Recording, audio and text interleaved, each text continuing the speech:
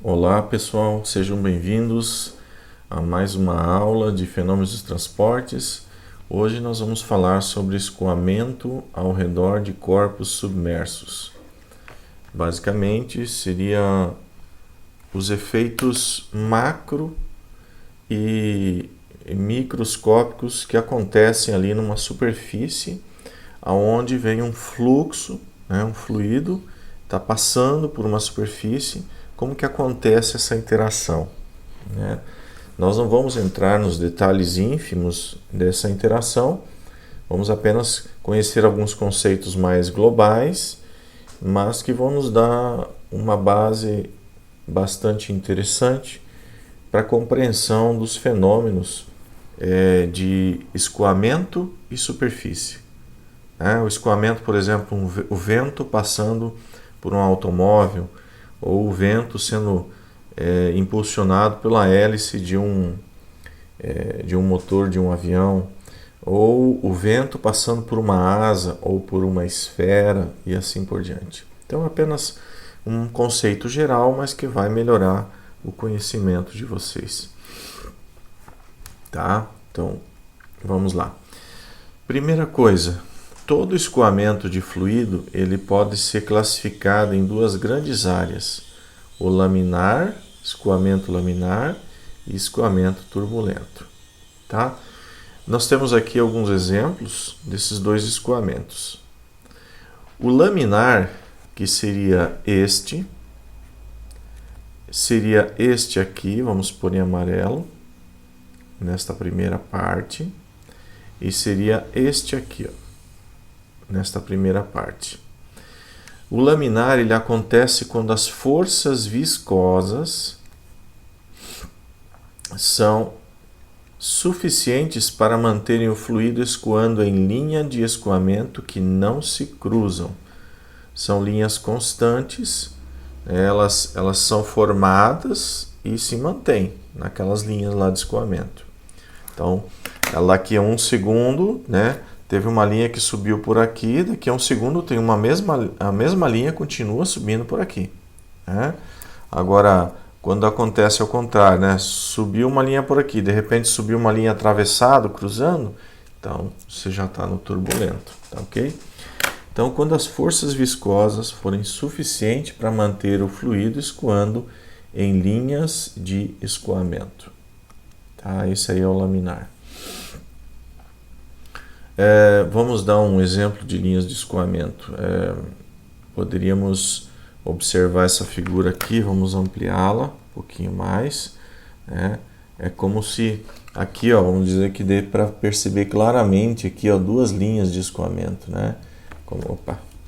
Vamos pegar outra cor e diminuir um pouco o nosso pincel aqui. É como se aqui, eu tivesse uma linha de escoamento e aqui eu tivesse outra linha de escoamento, E se fosse um escoamento maior, tivesse outra linha aqui, Ou seja, ao longo do tempo essas linhas elas não se cruzam, elas se mantêm constantes, tá ok? Vou apagar aqui só para visualizar o escoamento. Bom, o turbulento acontece quando as forças viscosas não são suficientes para manterem o fluido escoando em linhas de escoamento que não se cruzam. Tá, então é o contrário do laminar. Agora vamos falar sobre forças viscosas. Forças viscosas são as forças que estão associadas à viscosidade do fluido. Por exemplo, o ar tem baixa força viscosa. As partículas de ar elas estão ligadas umas às outras por essas forças viscosas, mas elas são baixas se você comparar com as partículas da água. E o mesmo acontece da água se você comparar com as partículas do óleo. As partículas de água têm baixa força viscosa em comparação com as partículas de óleo. Então, quanto mais viscoso for o fluido, mais ele vai manter um padrão de escoamento laminar com facilidade. Quanto menos viscoso, como é o caso do ar, mais fácil de você entrar no regime turbulento. Tá? Então, o escoamento de um óleo, por exemplo, ele pode, vamos supor, escoar aí a 10 metros por segundo, e ele ainda se mantém um escoamento laminar. Mas se você pegar o mesmo escoamento e colocar água, você pode ter entrado no regime turbulento de escoamento. Tá?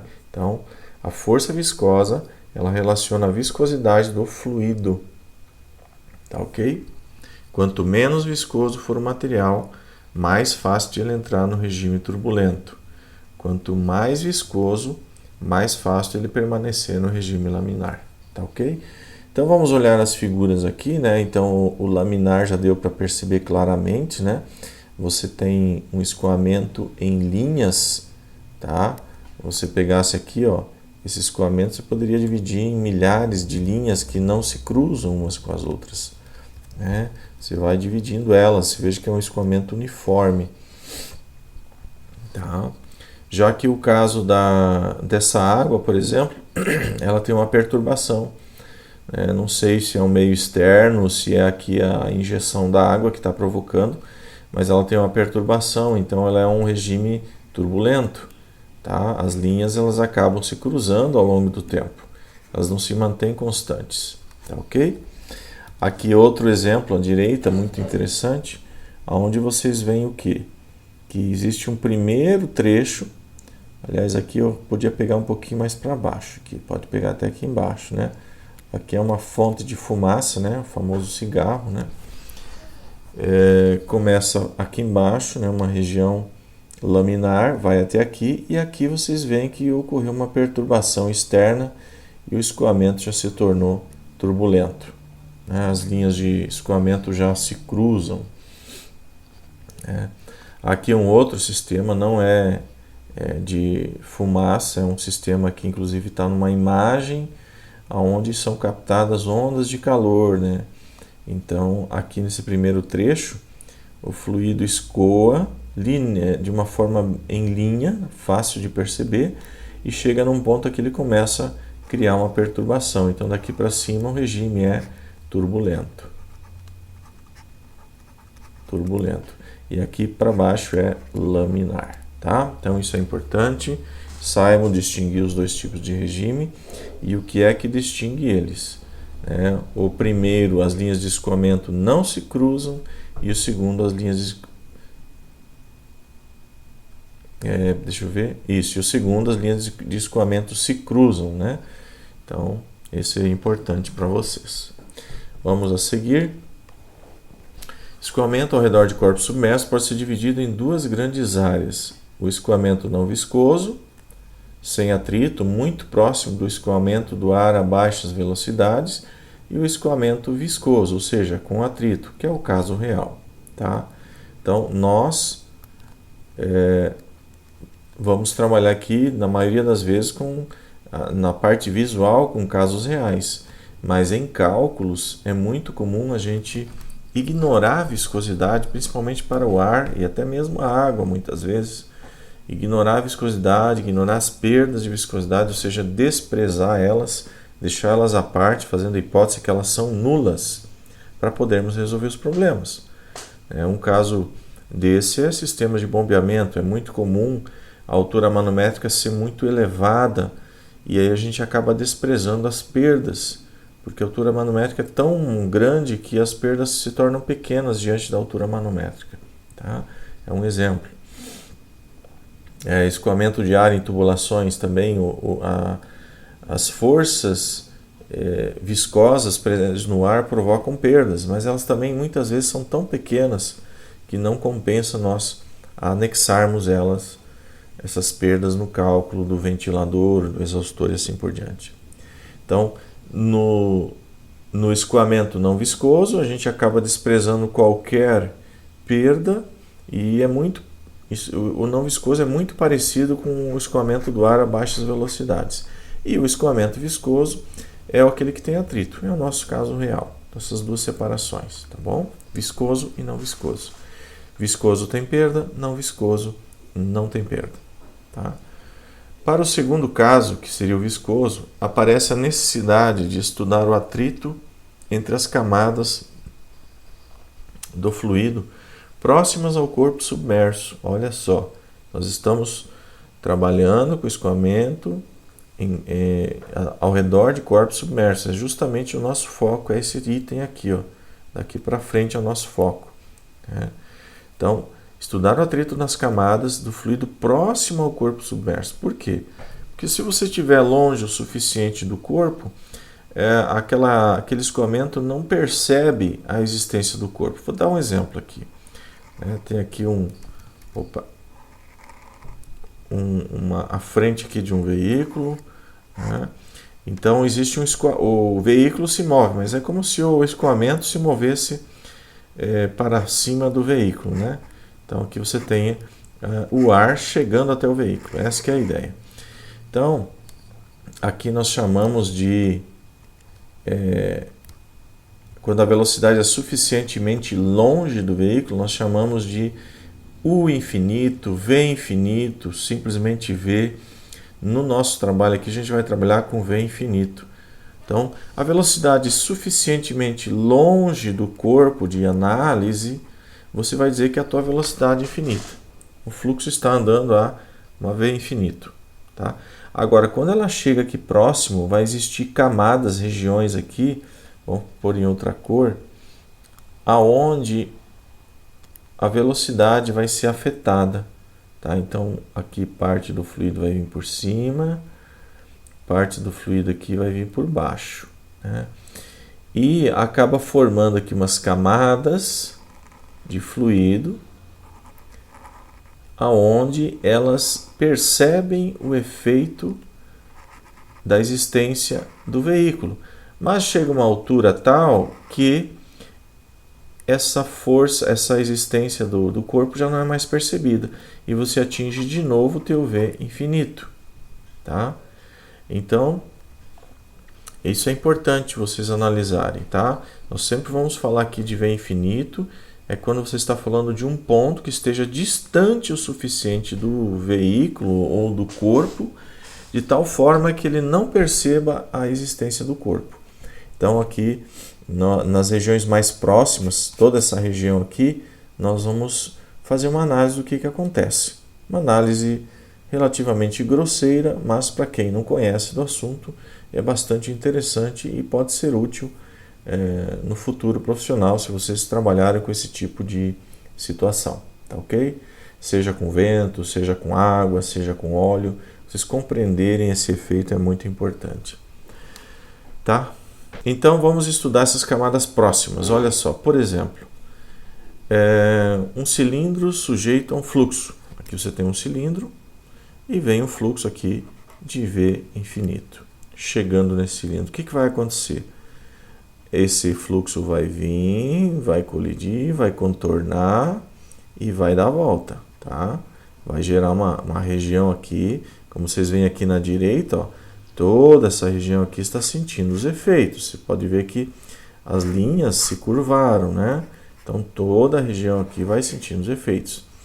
Mas existe esse escoamento aqui anterior, é o chamado laminar, que nós já estudamos. E você atinge um certo ponto no cilindro onde esse escoamento laminar descola, ele solta da superfície. Aí o laminar continua aqui, né? Mas essa região fica cheia de vórtices. Então começa a gerar uma região de escoamento turbulento. Aí você pergunta, mas todo cilindro vai sofrer esse efeito? Não. Se você tiver baixíssimas velocidades aqui, de tal forma que as forças viscosas consigam trazer o fluido descendo aqui de novo, chegando aqui, continuando sua viagem aqui também, descendo, chegando aqui, continuando sua viagem, se você tiver essa situação, então você tem laminar em todo ele. Tá? Mas acontece que, grande maioria das vezes, os escoamentos não conseguem permanecer no laminar. Veja aqui à sua direita, ó. Você tem um escoamento laminar, ele chega, mas aqui começa a gerar vórtices, ó. Gera uma região de turbulência.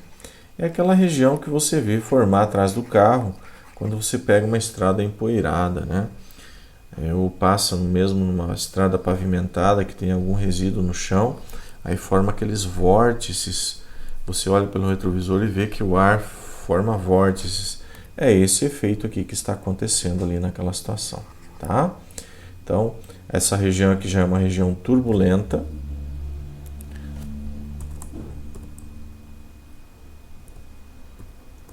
Já é uma região turbulenta, né, formando esses vórtices. E aqui ainda é uma região laminar. Olha lá, a região laminar ela permanece meio afastada, mas ela se mantém ativa ali, ó. Tá ok? Então, essa é a primeira questão que eu tinha para trazer para vocês, esse comportamento do viscoso, que quando o corpo está recebendo um fluxo, se a velocidade for bastante baixa, esse fluxo ele contorna o corpo lentamente, com tranquilidade, sem vórtice, e segue seu caminho lá do outro lado. É o equivalente a você estar andando com o seu veículo ali a 3 por hora, né? Levemente, porque o ar é muito fácil de entrar no turbulento, tá? Então, você só tem escoamento laminar. Aí você põe seu veículo ali a 10, 5, 10 por hora, já começa a gerar turbulência, tá ok? Então, vamos adiante. Aquela análise anterior, essa análise aqui, ela é qualitativa, tá? Foi colocada aqui por esse motivo, porque existe uma diferenciação, né? A gente faz uma análise visual da qualidade do escoamento. É laminar, é turbulento, aonde que ele mudou de laminar para turbulento, né? Ah, foi aqui nessa região, foi aqui nesse ponto, foi aqui nesse ponto, né? Gerou vórtices e tal. Então, isso é uma análise qualitativa, que é o que eu mais vou passar para vocês. Aqui é já uma análise quantitativa, que nós não vamos entrar em detalhes, mas existe como, nas equações de fluidos, nós determinarmos, por exemplo, o ponto aonde descola da superfície. Esse ponto aqui, né? O fluido vem, contorna aqui o cilindro e aqui ele descolou da superfície, gerando turbulência. A mesma coisa aqui, ó, ponto de separação, né? Aqui, ó, essa região aqui, ó. Então, existe equações para isso, existe já estudos em laboratório que nos fornecem essa análise, tá? E isso envolve, olha aqui, ó, o diâmetro, né? Envolve o ângulo que vai dar a posição aqui onde ocorreu a separação, envolve a V, que é a velocidade do escoamento, né? A nossa chamada U infinito, aqui ele usou o infinito, tá? E também, ó, tem uma coordenada que é uma coordenada de superfície. Olha só, o x sendo medido ao longo de uma superfície. Ele acompanha a curvatura do cilindro. Então aqui, eu andei 10 milímetros na superfície e ocorreu o descolamento, tá? Por que esses 10 milímetros? Porque a gente calcula, por exemplo, o Reynolds. O Reynolds, ele tem em consideração no cálculo dele o L, tá? Nós vamos ver isso aqui mais à frente. Tem valores aqui embaixo, valores aqui em cima. Aqui embaixo tem a viscosidade cinemática. E em cima tem a velocidade, tá? Tem que verificar certinho a equação. Mas o Reynolds, ele tem o comprimento L como valor que vai definir aonde muda o escoamento de laminar para turbulento. Aqui realmente tem a velocidade aqui em cima, tá? Deixa eu até apagar aqui, ó. Se eu não me engano é isso aqui, depois nós vamos verificar. Então, quanto maior a velocidade, maior o Reynolds. Se o Reynolds passar de certo valor, ele já entra no regime turbulento. E o L também, quanto maior o L, maior o Reynolds. Então, se o L passar de certo valor, também entra no turbulento. E o Mi, quanto mais viscoso ele for, menor o Reynolds. Então, eu torno o fluido mais estável. Quanto menos viscoso, maior o Reynolds. Então, o fluido é mais solto, mais fácil de gerar turbulência, né? Então, quando dá uma confusão entre duas pessoas, é porque o Reynolds está muito alto, né? Está muito solto, a coisa virou confusão, né? Pode dar briga, né? Tem que tomar cuidado aí, não aumentar muito o Reynolds, né? Não ultrapassar os limites, não ultrapassar as velocidades e ter uma tenacidade muito boa, né? Ficar bem sóbrio, bem firme para evitar confusão. Isso é para vocês lembrarem do Reynolds. Tá? Então, isso aqui já é uma análise quantitativa, tem o cálculo do Reynolds e tem outros números também que podem ser calculados. Tá? Aqui à direita vocês têm a chamada camada limite, que ainda não falei em detalhes, mas vocês já vão perceber, olha só, daqui, desse ponto do escoamento até esse ponto, o fluido ele percebe a existência do corpo aqui embaixo. Então, é como se fosse esse trecho aqui do escoamento, ó, tá? Então o fluido percebe a existência do corpo. Mais especificamente, é essa linha aqui superior e esse aqui do corpo, ó. Linha superior e esse aqui do corpo. Então, essa região interna aqui, ó, ela percebe a existência do corpo. Por quê? Porque as velocidades vão sendo diminuídas quanto mais próximo do corpo. Ó, tô aqui em cima, é quase o infinito. Vai diminuindo, diminuindo, diminuindo. Por quê? Porque aqui na superfície a velocidade é zero. Tá? Nós não estamos adotando aqui que o fluido descola da superfície. Quando você entra em regimes de escoamento acima da velocidade do som, né? Do som, você então não tem mais um fluido com velocidade nula na superfície. O fluido está arrastando na superfície.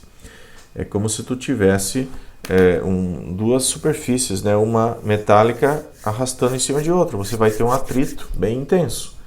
Com o ar, se você ultrapassar a velocidade do som, também. O ar começa a deslizar na superfície, ele não mais vai ficar colado na superfície. Tá? Por isso que existem análises específicas para velocidades ultrassônicas, supersônicas, desculpa, não é ultrassônica. Velocidade do escoamento acima da velocidade do som. E aí você tem essas situações de deslizamento. Mas quando tu está abaixo da velocidade do som, que é o mais comum, né? Quando o teu número de Mach, né, for menor do que a velocidade do som, vamos por aqui para não pensar que é a velocidade da luz, né? Quando está menor, sempre o ponto sobre a superfície ele está colado na superfície, a velocidade dele é nula, tá? Então, e aí tem toda uma análise. Esse delta aqui, por exemplo, é a altura da camada limite, né? A altura da camada limite. Tá?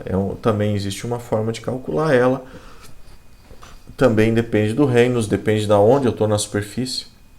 Se eu estou logo no início da superfície é 1, se eu andei um pouco mais na superfície é outro e assim por diante. Tá bom? Então, bacana, vamos lá então. Agora, um outro exemplo, uma placa plana sujeita a um fluxo. Lá nós tínhamos um cilindro, agora aqui uma placa plana. Então imagina aí, né, a tua mesa, aí, a tua prancheta, sei lá onde é que você está sentado, mas a borda da tua mesa ela é afilada e existe um fluxo chegando até ela, né? Vou colocar aqui, ó, um fluxo aqui chegando até ela, todos os pontos com a mesma velocidade. O estudo é feito dessa forma, tá? Todos os pontos chegando até ela com a mesma velocidade. E aí nós dizemos que esse fluxo aqui é um fluxo que tem uma velocidade V infinito, tá? Eu vou usar aqui a simbologia V infinito. Está suficientemente longe da superfície. Quando esse fluxo chega na superfície, os pontos mais perto da superfície, inclusive os pontos sobre a superfície, vão ficar parados aqui, ó, vai parar. Parado, parado, parado. Veja que aqui tem uma componente X. Desculpa, pessoal. Ali tem uma componente X e tem uma componente Y. Muitos cálculos, então, são feitos baseados nessas variáveis, no X e no Y. E a gente toma eles aqui, ó, no início da análise, né? Aqui no primeiro ponto de contato. Se você observar aqui, ó, também, ó, aqui nesse primeiro ponto inicia a marcação de X. Aqui o X é igual a zero, tá bom? E o Y é acima aqui da superfície, né? Essa componente que vai aqui, ó, né? Esse é o nosso Y, tá bom? Então, vamos continuar aqui. O que mais que a gente pode perceber quando é uma placa plana? Veja, o perfil da camada limite, ó, tudo aqui dentro a gente chama de camada limite, essa parte interna aqui, que é onde o fluido percebe a existência do corpo, tá? O perfil da camada limite ele vai se desenvolvendo, como nós dizemos, tá? Em alguns casos, ele se desenvolve e permanece constante, dependendo da velocidade. Então, é como se ele chegasse aqui, ó, e ele permanecesse constante aqui pelo tempo inteiro, né? Aí formou aquela camada limite, acima aqui é o V infinito, e aqui dentro tem as forças viscosas, né? Um fluido anda mais rápido que o outro, né? Então, esse é uma forma dele, né? Mas se você aumentar um pouco a velocidade, você pode provocar essa situação, ó. Ele vai aumentar aqui a sua altura, né? Esse delta aqui é a espessura da camada limite, e você vai acabar atingindo um ponto onde a variação da velocidade na direção x em relação a y chega a zero. Ou seja, não tem mais variação. A velocidade aqui ela fica nula. Então o fluido que está aqui não vai nem para lá e nem para cá. Ele fica parado. E aí gera essa região aqui de reverso. Então o fluxo aqui começa a gerar uma região aqui de reverso. São os vórtices que nós falamos antes. Tá? Então aqui já é um escoamento mais desenvolvido, né? Você tem uma velocidade maior, você avançou sobre a placa. Tá? Então um escoamento praticamente completo. Você tem a região de formação da camada limite e depois a região de separação, né? O ponto de separação e a região de formação de vórtices. Ok? Então esse aqui é sobre uma placa plana. Aqui embaixo apenas algumas grandezas, né? Uma figura bastante interessante. Então veja que aqui, ó, você pega aqui um ponto sobre a placa. Qual é a velocidade? Zero. Um pouquinho acima, né? No delta aqui, que é o nosso y. Já aumentou a velocidade. Vai aumentando, vai aumentando. Nesse ponto aqui, sobre a camada limite, você atinge aqui a velocidade máxima, né? Você atingiria aqui a tua UM, que ele chamou aqui, né? Eu chamei aqui de V infinito, aquela velocidade do fluxo lá longe, né? Então, esse delta aqui é a típica variável usada para medir a espessura da camada limite. Ele está na direção de y, tá? É como se fosse o próprio y, tá bom? E é assim que a gente observa o perfil de velocidades, né? Sobre a superfície nulo, e ele vai crescendo até chegar no seu valor máximo infinito, lá na divisão da camada limite. Então, para cima aqui, o sistema não percebe a existência do corpo, para baixo ele percebe a existência do corpo, tá bom? Então, aqui dentro, a gente chama isso aqui tudo, ó. Vamos riscar. Isso tudo aqui, ó. Tudo isso aqui dentro é a camada limite. Tudo aqui dentro é a camada limite. Claro que aqui tu tem uma camada limite já que entrou em turbulência, né? Mas, enfim, tudo isso aí é a camada limite. Ok? Então, vamos adiante. Outro exemplo agora, só que com um perfil de asa. Olha só que bacana. O perfil de asa ele é muito propício para evitar turbulência. Ela eventualmente aparece, é normal, mas ele é feito para evitar a turbulência. Observem vocês, aqui o escoamento, né? Tu tem aqui a tua veia infinita, está longe o suficiente, e o escoamento aqui, né, chegando na asa. Então, olha só o que ele faz. Ele pega, tem um ponto de separação aqui, ele vai por cima, e tem um ponto de separação que vai por baixo. Aqui eu já vou dar uma dica. O caminho das partículas ao andar por cima, ele é maior do que o andar por baixo. Vai fazer o quê? As forças de pressão, as equações de conservação de massa nos mostram, não só de pressão, mas energia cinética, energia de pressão, cinética e potencial, tá? Mas aqui principalmente as de pressão e a cinética e a conservação da massa. Essas análises nos mostram que a velocidade aqui em cima é maior. Vamos chamar de Vs e superior e inferior, né? E velocidade inferior.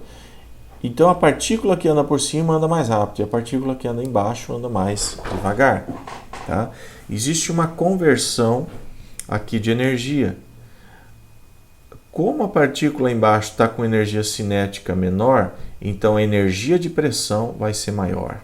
Então a pressão aqui inferior e aqui também tem uma pressão superior, tá? O que acontece? A pressão superior é menor do que a pressão inferior, mas a velocidade inferior é menor do que a velocidade superior, tá? Então, justamente por causa dessa diferença de velocidade é que a pressão se ajusta dessa forma. Como a pressão de baixo é maior que a de cima, então existe aquele efeito sustentação da asa, né? Então, o perfil asa ele tem esse efeito de sustentação. Nós vamos falar mais sobre isso nas transparências adiante, tá?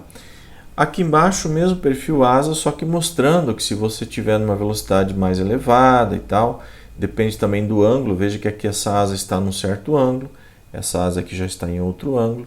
Então, dependendo do ângulo e da velocidade, você pode ter a formação aqui, ó, de uma região de turbulência, né? Forma aqui uma esteira de turbulência, tá bom? Então, isso é possível também acontecer no perfil asa. Aqui mostrando o ponto de separação, olha só. Gradiente de pressão e aqui o ponto de separação. Então, o escoamento vem acontecendo aqui, né? Essa figura de baixo é desse perfil de baixo aqui.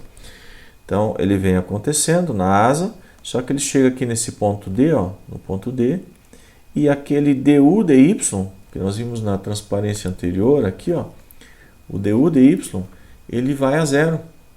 Quando acontece isso, acontece a formação dessa região. Ó, pode ver que tem um refluxo aqui, ó. Tem um refluxo que está acontecendo, como se o fluido viesse para cá e escoasse para lá, ó, né? E fosse embora para lá, ó, tá? É como se acontecesse um refluxo. Então ele vem aqui e forma um vórtice aqui, tá ok? Então também apenas para ilustração, né? Isso também acontece no perfil asa, assim como nós tínhamos visto acontecer aqui, ó, no perfil cilíndrico, tá ok? E essa questão da força de sustentação, o motivo dela existir, né, por causa das energias cinéticas e energias de pressão também é interessante. Agora, resistência dos corpos submersos. Perceba o seguinte, todo escoamento que acontece ao redor de um corpo, se você fizer medidas, você vai perceber que aparece uma resistência tanto na direção do escoamento, como uma outra força perpendicular ao escoamento. Sempre, tá? Sempre vai acontecer. Pode ser nula? Pode ser nula, tá? Vamos supor aqui, ó, esse perfil asa anterior. Se não fosse um perfil asa, se fosse uma lâmina, né? Uma lâmina aguda, simplesmente uma lâmina onde as velocidades são iguais em cima, iguais embaixo, a força presente no sentido transversal, que seria aqui no perpendicular, ela seria nula. Por quê? Porque o que tem em cima vai ter embaixo e ela se cancela, tá? Mas a força presente na reação ao fluxo não vai ser nula, tá? Então, são essas duas forças que vão aparecer. Uma força vai ser decorrente do atrito viscoso ao redor do sólido. Então, tu tem aqui uma velocidade infinita do teu fluxo. Quando ele passa por esse sólido aqui, ó, acabei fazendo meio, ó, quando passa pelo sólido esse fluxo, ele vai gerar atrito aqui com o sólido, vai gerar atrito e vai gerar perdas, mas esse atrito se traduz numa forma de força, né? Então, para você manter esse corpo parado, você vai ter que aplicar uma força aqui contrária, senão ele vai andar, tá? Então nós vamos chamar essa força aí de força de arrasto, tá bom? Força FD, drag, força de arrasto, tá aqui, ó, tá? E a força perpendicular ao escoamento, aqui dado por FL, no caso lá da asa, mais fácil de enxergar, né? Essa força perpendicular que vai aparecer aqui, ó, nós chamamos de força FL, lift, sustentação, tá ok? Então é importante essas duas forças.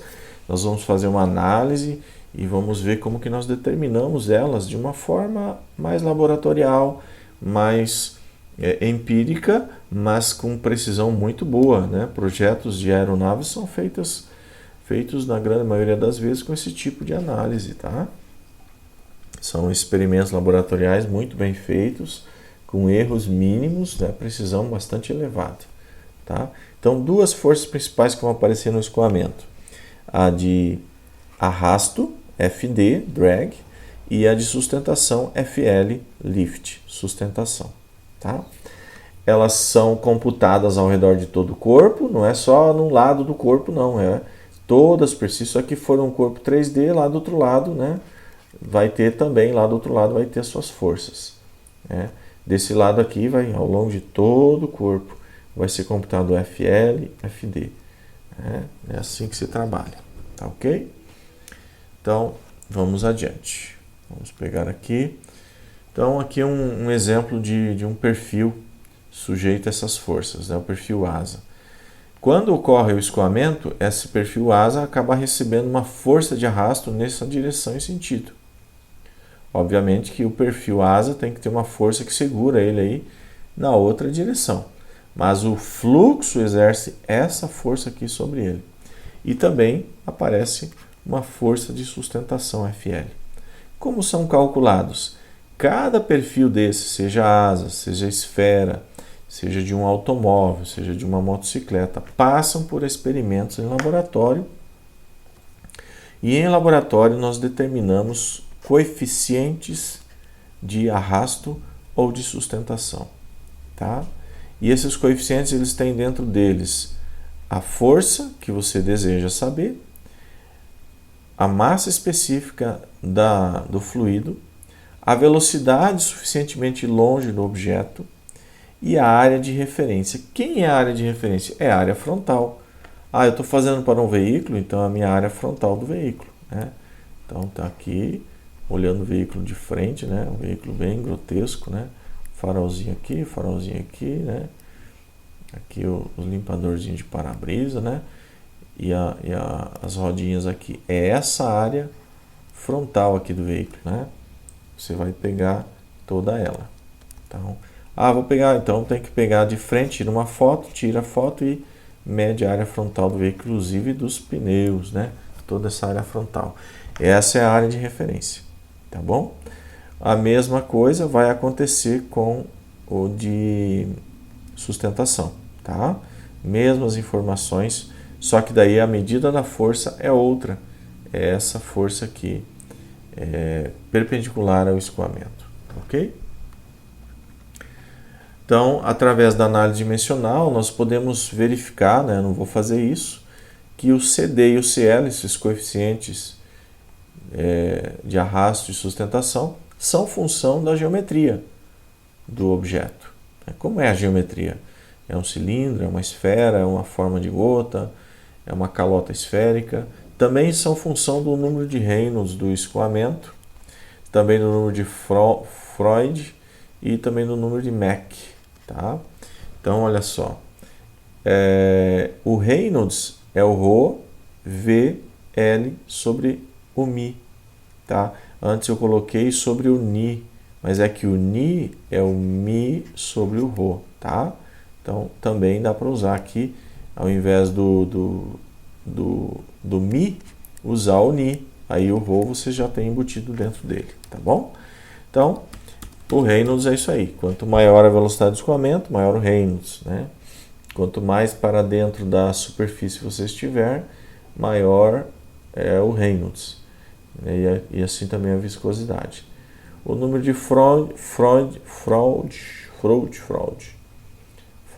é V a infinito sobre G vezes L. L é um comprimento característico.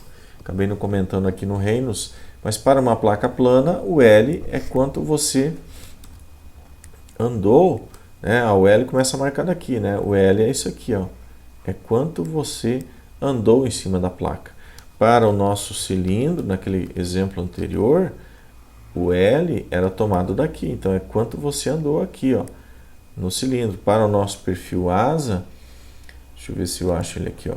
O L é quanto você andou aqui, ó. É o L.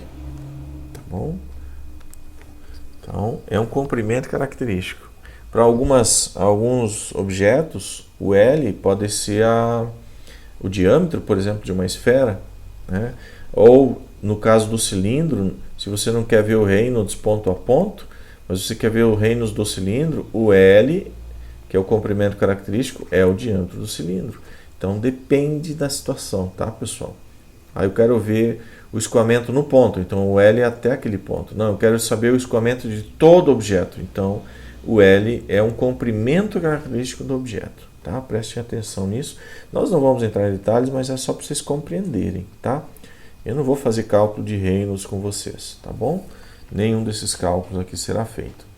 Talvez o Mach aqui para calcular alguma coisa da velocidade do escoamento e tal, mas provavelmente não.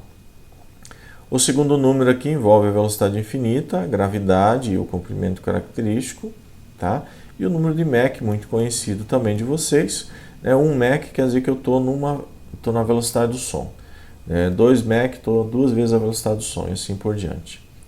Lembrando aí que a velocidade do som é na faixa de 330 metros por segundo, 334, 333, depende muito da temperatura que está sendo medido, tá bom? E seria isso. Então, só curiosidade que esses coeficientes dependem dessas variáveis aqui e da geometria do problema. Nós não vamos entrar em detalhes. Então, uma tabelinha de coeficientes CD, por exemplo. Lembrando que o escoamento está acontecendo aqui, ó, daqui para lá, ó, o infinito aqui, ó. Então, pegando o caminhão de frente, pegando o veículo de frente, o ciclista aqui de frente, o cubo aqui, a placa quadrada, né? Cada um desses objetos tem um CD, que é medido em laboratório, tá bom? Então tá aqui, ó, os CDs que eles têm, ó.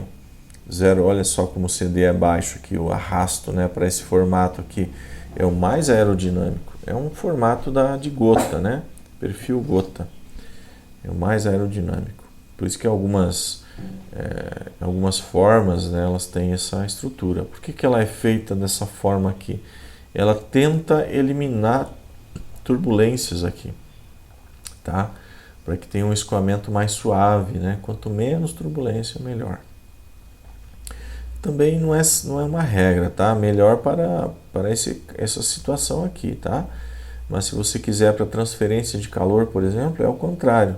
Quanto mais turbulência, melhor. Então depende muito da situação que você está trabalhando, tá? Olha aqui um veículo esportivo, né, 0,25, um caminhão 0,9, né, um ciclista, olha aqui um cubo, um motociclista 1,8, né? Tudo vai piorando aí. Essa é uma seção em C, né, onde o fluido pega aqui de frente no C, 2,3, né?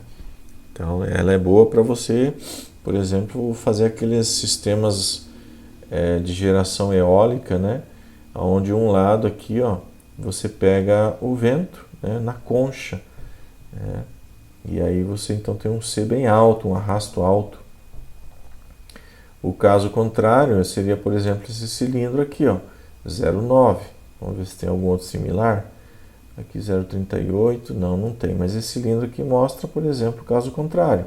Você pega um cilindro de costa, né? Então ele é 0,9. Então veja que o arrasto aqui, ó, é bem maior do que aqui, né? E de um lado da concha você tem um alto arrasto, do outro lado você tem um baixo arrasto. Aí você consegue fazer aquela geração de energia no eixo, né, eólica. Então esse é um exemplo, tá? Alguns desses modelinhos aqui já vem com a área, tá? Algumas tabelas já vem aqui com a área de referência também. Veja que eu estou focando no CD. Agora, para o CL, eu estou citando aqui de um avião militar, ainda um Mustang P-51, tá? Olha só, o CL é dado aqui nesse eixo vertical. Esse alfa aqui é o ângulo de inclinação da asa, né? Aliás, do próprio avião, né? Está inclinado, não está, quantos graus para mais, para menos, né? É do avião como um todo. E aqui é os controles do avião. Os controles sobre a asa do avião, né? Sobre as partes do avião, né? Tem lá os controles, né? Quem entende bem de aviação sabe do que está falando aqui. Então, controles a 0 grau, se o avião está, por exemplo, a 4 graus de inclinação, se eu estou com os controles a 0 grau, eu tenho aqui um coeficiente de arrasto, aliás, de sustentação, de um pouquinho mais de 0,4.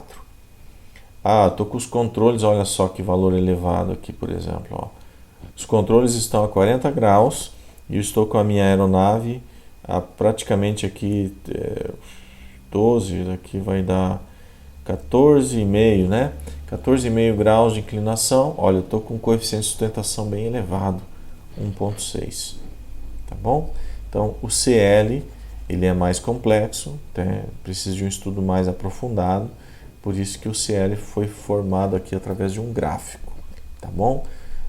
Dá para fazer isso só no ângulo? Dá, né? Você pegaria um ângulo, 0 grau, controles a 40 graus, e eu vou ter aqui, 0,6, tá bom? Então, enfim, seria isso. Então, essa visão geral é importante, tá? Para vocês se atentem aí para esses detalhes, escoamento laminar, turbulento, o que é a camada limite, também saber que existe uma separação da camada limite, formando vórtices.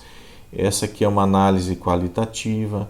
Já na análise quantitativa, você já tem uma análise dos pontos dentro da camada limite, que dentro da camada limite as velocidades sofrem alteração e fora da camada limite as velocidades não sofrem alteração.